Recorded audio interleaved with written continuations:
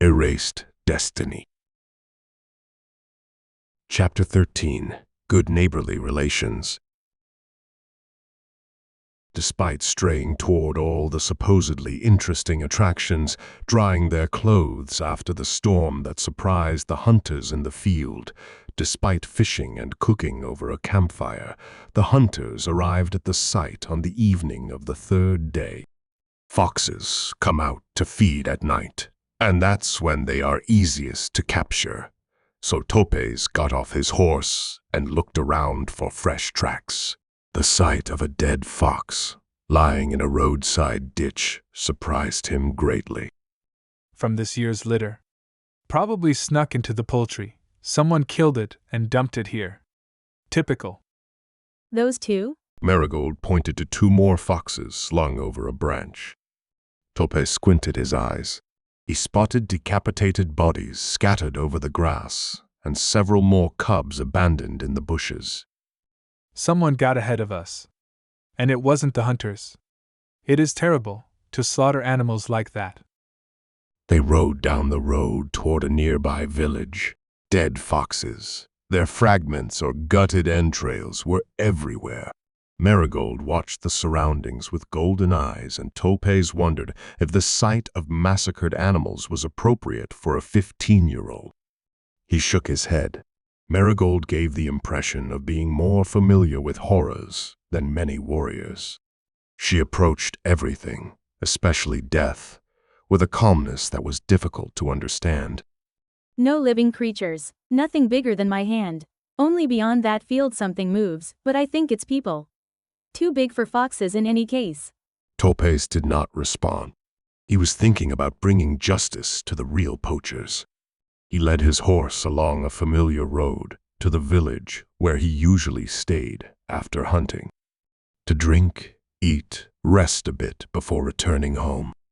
Although he did not spend the night in an inn, he knew the local brewer quite well.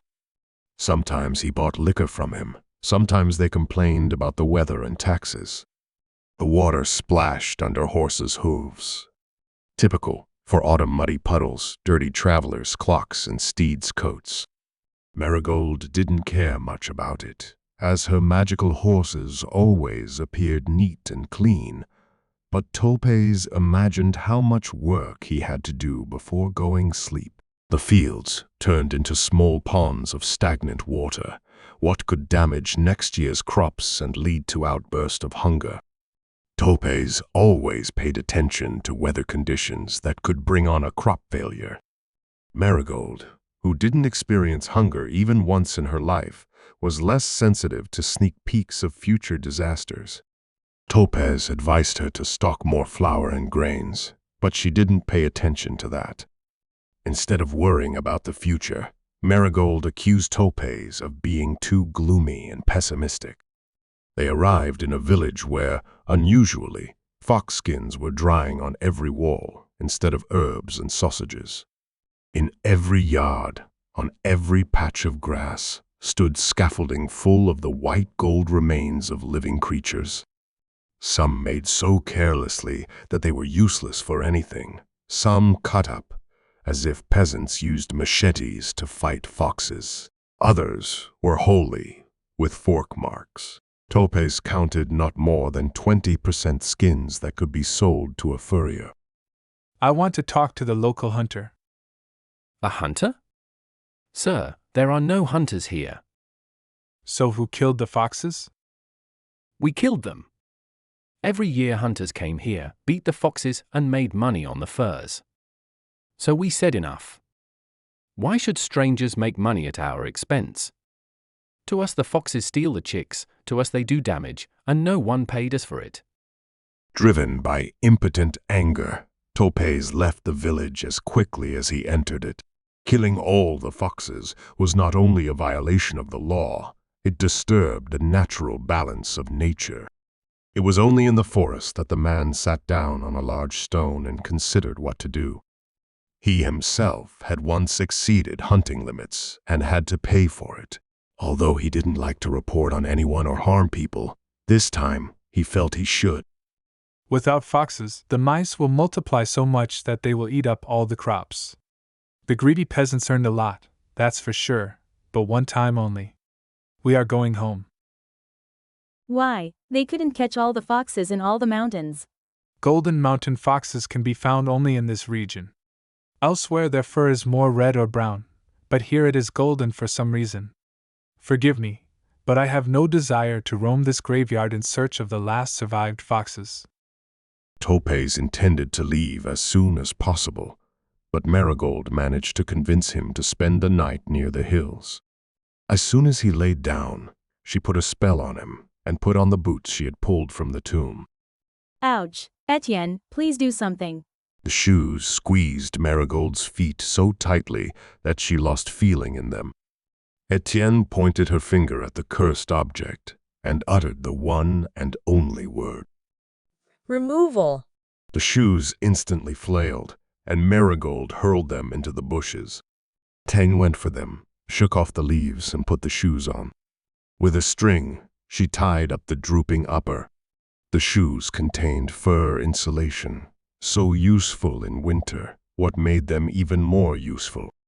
Etienne assured Merigold that shoes won't bite her feet anymore, but the girl still wanted to throw them out. To end pointless discussion, Etienne burned Merigold's old shoes in the campfire. The unusual scene was observed by Topaz, whom the incorrectly casted spell had immobilized instead of making fall asleep. From under his eyelids, he glanced at Merigold littering the camp, talking to herself, and occasionally titling herself as Etienne. Could Merigold suffer from a split personality? It looked like that. In Eternal City, you can buy any fur of your choice. Why go after foxes, of which there are very few left in the area? To avoid returning home and hunting Jared.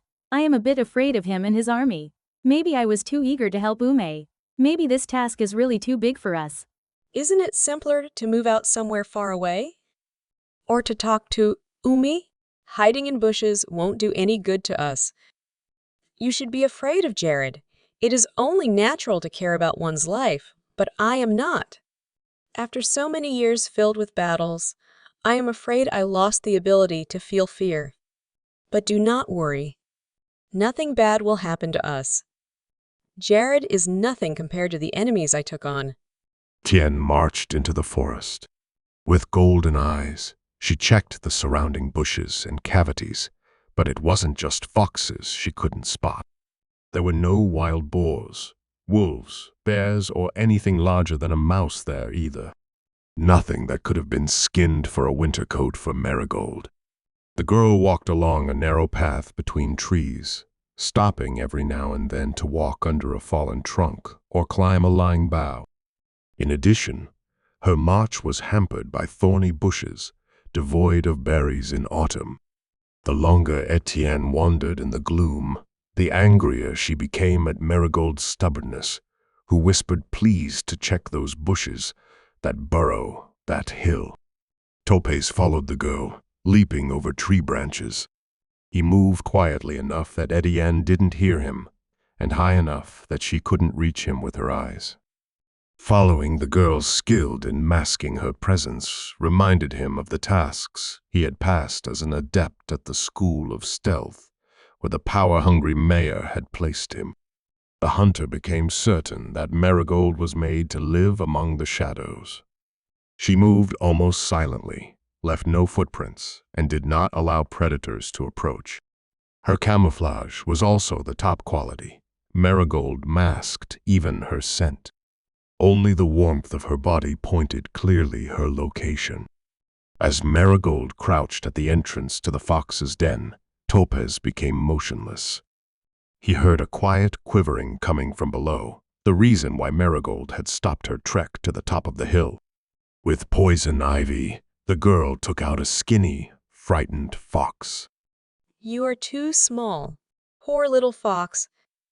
You have lost your parents, am I right? I regret I cannot take care of you, but I may at least feed you. With poison ivy, Etienne hunted a brown bird and offered it to the hungry pup. She left to not disturb the place where no foxes lived anymore.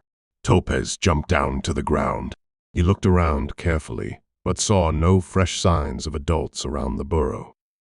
He pulled out a fox, smothered it with powder, and put it in a bag. Merigold's kindness surprised him greatly. He thought that maybe he misjudged her. After penetrating 20 or 30 empty or nearly empty burrows, Merigold sat down on a flat boulder. Her legs ached. Her head was spinning from sleeplessness. She was thirsty, and her frozen hands struggled to keep water back. She had no fire whirlpool at her disposal, no protection from the fur she had hoped to acquire. She could not start a fire without the magic. She was left to wait for dawn, possibly wrapping herself in ferns. As Merigold concentrated on memories of the hot summer, Etienne tried to recall the composition of a warming potion, an ordinary concoction taken when the body gets cold. In her previous life, she never had to use it, so visualizing the composition was quite difficult. 3 leaves of corkwort, 2 berries of peppercorn, and one of 3 auxiliary substances, the secretion of a fire frog, a coffee bean, or alcohol. Coffee she did not drink. Alcohol, due to her age, she did not carry with her. It was left to look around for 3 alchemical ingredients, of which, in the mountains, she had a chance to find only peppercorn. She opened the bag. She scooped out the corkscrew leaves from the antipyretic mixture. The frog remained. Once again, the girl used Death's eyes. But instead of a small amphibian, she located something much more promising. She threw her bag over her shoulder and ran toward the moving oblong shape. Excitement momentarily overshadowed the discomfort she felt, as well as fatigue, so the girl climbed a tree and began weaving a web of poison ivy. Please let them live. There are so few of them left. If not us, someone else will kill them. Residents of that village or hunters. No, if we get to Astera quickly. I will report the matter to the mayor. The poachers will face dungeons and confiscation of their pelts, which we will be able to buy. You will get your fur, I promise. You should have told me that before I roamed the forest. Merigold's shout frightened the foxes, who hid in their burrows. Digging through the area, without earth magic or diving into each burrow individually, would have taken Etienne too long and taken too much energy, so they both unanimously declared the hunt over. I hesitated to report on them. I've never been flawless myself, so I tried to understand people's motives, but seeing all those battered animals changed my attitude. You know, people usually think that animals don't feel anything. And that's not true. They feel pain and fear similarly to humans. They want to live. And the residents of cold pits inflicted real slaughter on them. Cold pits? A highly significant name, I would say. Would you like some wine to warm up? Etienne reached for the beverage. Right behind Topaz, she saw a peppercorn bush and squealed with joy. She hastily prepared a suitable concoction. How far is Astera from here? 1 day and a half. Won't your parents worry about you? Aren't you afraid that Lena would ruin all lawns? Topaz let the young foxes out of the bag, but they did not wake up. He left them on the hill in the hope that the adults would take them in and help them survive the winter. He had witnessed similar solidarity among wolves more than once, so he hoped the foxes would behave similarly. I need to go for my horse. Do you want to go with me or prefer to stay here? I prefer to summon magical stallions and ride to your horse. I haven't been to Astera. How does it look? Astera is not much different from Sintra. Same houses, similar walls, only the river is not nearby. For that they have quite picturesque ponds full of fish. Goldie, thank you. On behalf of the foxes.